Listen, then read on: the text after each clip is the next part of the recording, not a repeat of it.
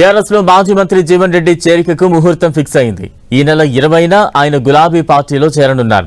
జగిత్యాలలో భారీ బహిరంగ సభ ఏర్పాటు చేసి కేసీఆర్ సమక్షంలో గులాబీ కండువా కప్పుకోనున్నారు. మాజీ సీఎం కేసీఆర్ తో ఎర్రవల్లి ఫామ్ హౌస్ లో భేటీ అయ్యారు జీవన్ రెడ్డి. వీరి మధ్య సుమారు 5 గంటల పాటు వివిధ అంశాలపై చర్చ జరిగింది. కేసీఆర్ తో భేటీ వేళ మాజీ మంత్రి జీవన్ రెడ్డి భావోద్వేగానికి గురయ్యారు. అన్నా, నన్ను దేవుడే పంపాడు మీతో కలిసి పనిచేయమని అంటూ తన మనసులోని మాటను వ్యక్తపరిచారు. రేవంత్ పాలనలో తెలంగాణకు నష్టం జరుగుతోందన్న జీవన్ రెడ్డి ఈ సమయంలో మీతో కలిసి పనిచేయాల్సిన అవసరం ఉందంటూ కేసీఆర్ కు తెలిపారు. చాలా ఏళ్ల తర్వాత మీతో కలిసి పనిచేసే అవకాశం రావడం సంతోషంగా ఉందన్న జీవన్ రెడ్డి తనను దేవుడే పంపాడంటూ చెప్పారు. జీవన్ రెడ్డిని ఆప్యాయంగా దగ్గరకు తీసుకున్న కేసీఆర్ పుష్పగుచ్చమిచ్చి స్వాగతం పలికారు. కేసీఆర్ భేటీ తర్వాత మీడియాతో మాట్లాడిన జీవన్ రెడ్డి కాంగ్రెస్ అధిష్టానం తెలంగాణపై పట్టు కోల్పోయిందని అన్నారు.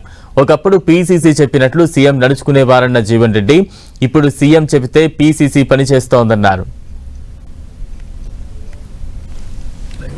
రాష్ట్ర పురోభివృద్ధి, రాష్ట్ర హితం గురించి బీఆర్ఎస్ పార్టీ పోషించబోయే పాత్ర మరి అందులో నాకు కూడా వారితో కలిసి ప్రయాణం చేసేటువంటి అవకాశం కల్పించే విధంగా వారు ఏదైతే నిర్ణయం తీసుకోవటం, వారు ఇందులో భాగంగానే చికిత్సలు కూడా ఏదైతుందో ఒక బహిరంగ సభ సమావేశాలు ఏర్పాటు చేయాలని చెప్పని కూడా భావించడం జరుగుతుంది.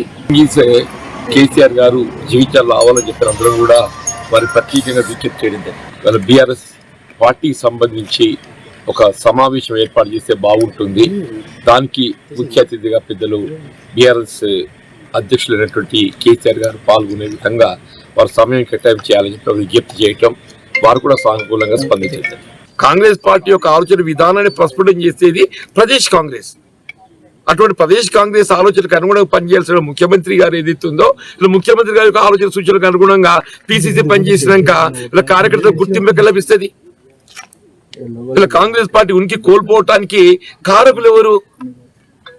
ఇలా ప్రదేశ్ కాంగ్రెస్ ఏదైతుందో నిస్సహాయత, ప్రదేశ్ కాంగ్రెస్ నిస్సహాయత, అధిష్టానం నిస్సహాయతతో ఏదైతుందో ఇలా రాష్ట్ర ప్రభుత్వం అదుపు చేయలేకపోవడంతో రాష్ట్ర ప్రభుత్వం ఇలా ఎన్నికల్లో చేసే వాగ్దానాలు అమలు చేసే దిశగా ముఖ్యమంత్రి గారిని పై ఒత్తిడి తేవటం లోపల సభ్యులు కాలేకపోవడంతో ఈ పరిస్థితి ఎదురవుతుందని చెప్పంటూ నేను బాధ్యత ఎవరు వహించాలి? పీసీసీ మహేష్ కుమార్ గౌడ్ గారు వహించాలి, కాంగ్రెస్ పార్టీ అధిష్టానం వహించాలి.